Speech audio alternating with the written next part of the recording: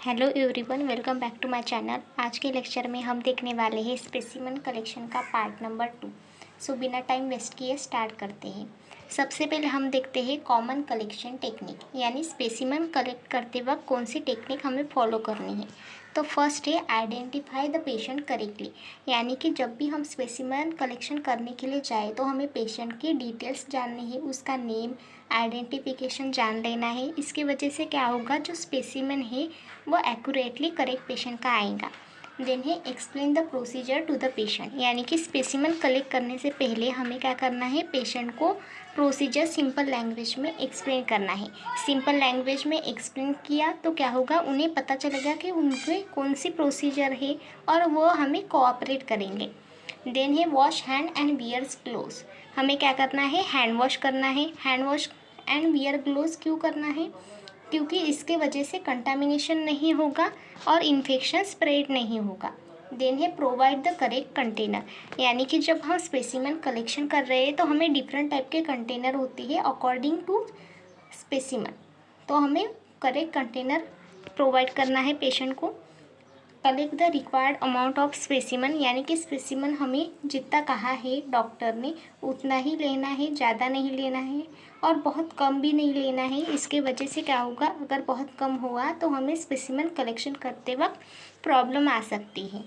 Then है avoid contamination of the specimen, यानी specimen को कंटामिनेशन नहीं करना है। देन है label the specimen correctly.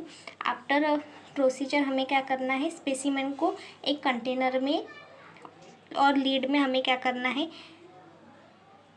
Store करना है एंड देन हमें उसे लेबल करना है। लेबल पे हमें पेशेंट के नेम, उसकी डिटेल्स लिखनी है, जैसे कि डेट, टाइम।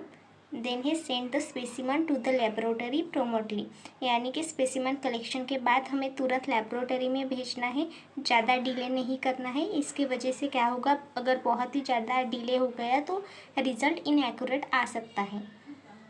उसके बाद है special consideration in specimen collection. Specimen collection करते वक्त कुछ स्पेशल कंसिडरेशन है। सबसे पहले क्या है कि पेशेंट की आइडेंटिफिकेशन बहुत इंपॉर्टेंट है स्पेसिमेन कलेक्शन के वक्त। देन जब भी हम स्पेसिमेन कलेक्ट कर रहे हैं तो एक करेक्ट टाइम होना चाहिए, उसी जो डॉक्टर ने बताया है उसी टाइम पे हमें स्पेसिमेन कलेक्ट करना है। करेक्ट कंटेनर का यूज़ करना है, हमें कौन से भी कंटेनर में नहीं डालना है स्पेसिमेन।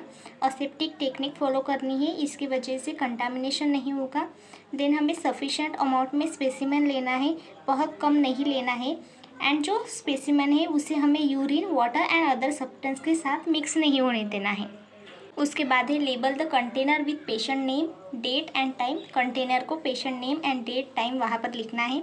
सेंड करना है स्पेसिमेन लेबोरेटरी में as soon as possible, delay नहीं करना है। जब हम स्पेसिमेन कलेक्ट कर रहे हैं तो हमें पेशेंट की प्राइवेसी, डिग्निटी मेंटेन करना है। उसकी वजह से पेशेंट को कंफर्ट फील होगा एंड पेशेंट को स्टैंड अप प्रिकॉशन देने हैं while handling the specimen. Next है अप्रोप्रिएट कंटेनर।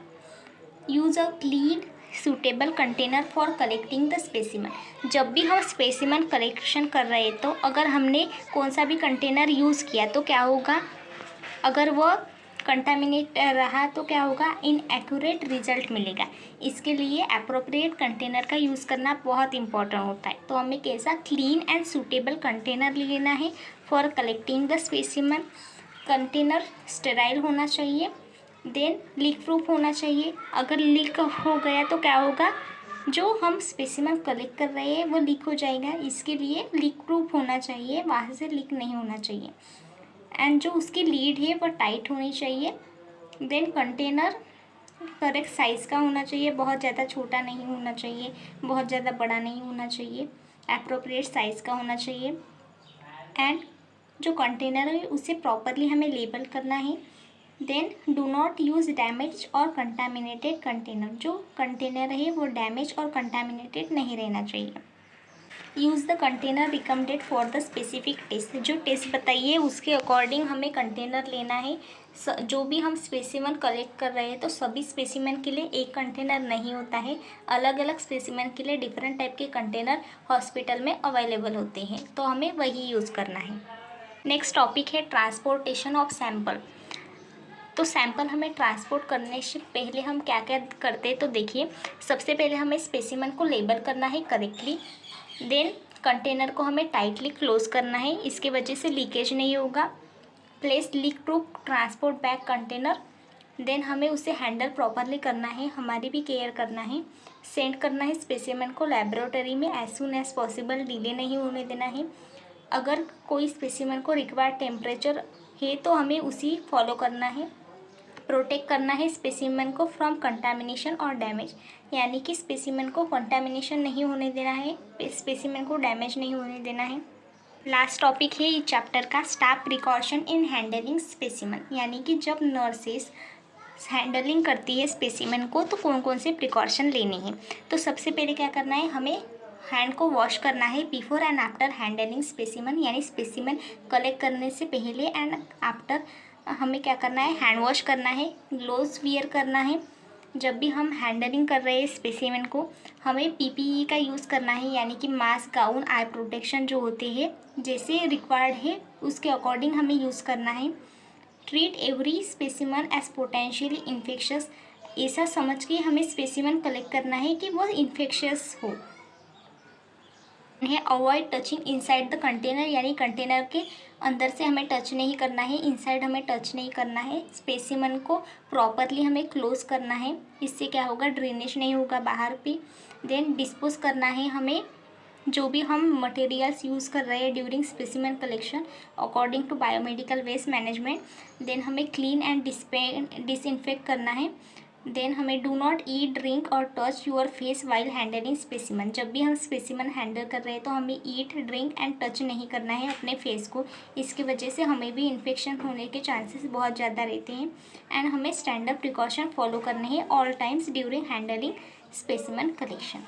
सो ये चैप्टर स्पेसिमन कलेक्शन बहुत छोटा था, मैंने बहुत इजी लैंग्वेज में इसे आपको बताया है। अगर आपको मेरा वीडियो अच्छा लगा तो प्लीज़ मेरे चैनल को लाइक, शेयर एंड सब्सक्राइब करें।